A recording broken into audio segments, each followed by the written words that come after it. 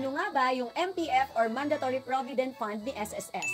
Paano ito makakatulong para tumaas ang inyong retirement pension? At yan yung pag-uusapan natin ngayon. From the word itself, Mandatory Provident Fund, so mandatory to kung ikaw ay sumusweldo ng 20,250 pesos pataas. Or yung MSC mo or monthly salary credit is 20,000. Para mas maintindihan nyo, tingnan natin yung contribution table ng isang empleyado, employer's employee.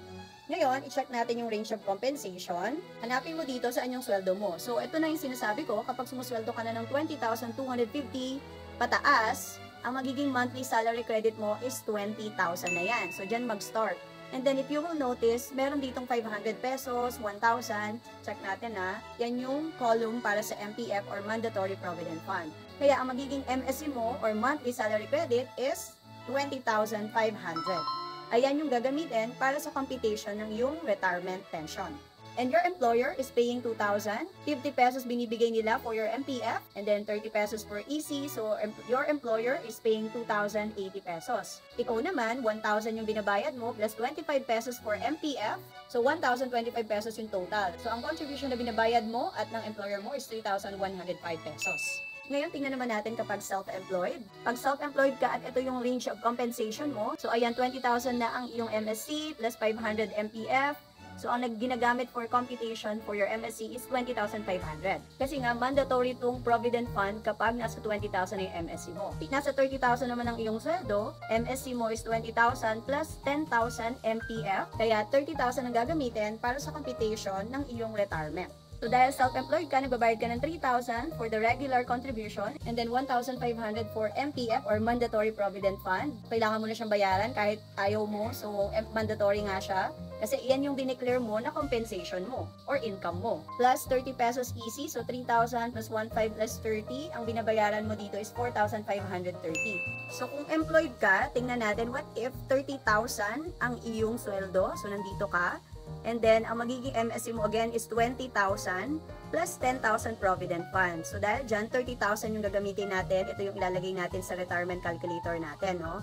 So, kung wala yung Mandatory Provident Fund, 20,000 lang ang ilalagay natin. But since meron nga tayong mandatory, so ito yung pamboost sa iyong retirement pension, 30,000 ngayon ang i-enter natin. Ito kasing Mandatory Provident Fund ay nagbo-boost ng iyong retirement pension. So, it is actually a mandatory booster. Pero meron din tayong tinatawag na voluntary, no? Sa next video ko na yon, kung gusto mong mas mapalaki pa ang magiging pension mo in the future. Pero ito, yung nasa contribution table, yan na yung mandatory. Depende how much yung compensation na dineclare mo. So again, MPF is addition ito sa iyong regular SSS. Itong Mandatory Provident Fund. Ngayon, i-explain ko sa inyo using the calculator para mas ma-appreciate nyo. So let's check. Assuming 30,000 na nga yung AMSC natin, no? Yung example natin. Tapos, 20 years kang nagbayad, ayan yung naging pension mo is 12,300. So, yan yung magiging pension mo, kasi yan yung highest, no? Formula 1. Ngayon, assume natin na walang mandatory provident fund. Gawin lang nating 20,000. Kasi di ba 10,000 yung nadagdag dahil sa MPF. So, 12,300 ha, tandaan niyo yung 12,300. Ngayon, naging 8,300 na lang siya. Kahit papano, nadagdagan ng iyong pension dahil sa Mandatory Provident Fund, wherein, magkano lang ba yung idinagdag mong bayad? Check ulit natin. So, kanina, 12,300 nung 30,000. So, assume natin 20,000 lang gagamitin nating MSC. Naging 8,300. So, magkano yun? Scholar, magko-compute pa tayo. 9, 10, 11, 12. 4,000 pesos yon. So, 4,000 pesos yung difference. Pero tingnan natin magkano ba yung naging extra payment mo. So, si employer mo nagbayad ng extra 1,000 para sa'yo and ikaw nagbayad ng extra 500 pesos. So, nakita nyo yung difference? Nagdagdag ka ng 500 lang kasi may employer ka. So, pag self-employed, syempre solo mo lahat yon. Pero, kung i-compute mo, ikaw na mag-decide. Kasi 4,000 din yung magiging difference ng pension mo in the future because of the MPF. So, that's it. Yan yung MPF or Mandatory Provident Fund.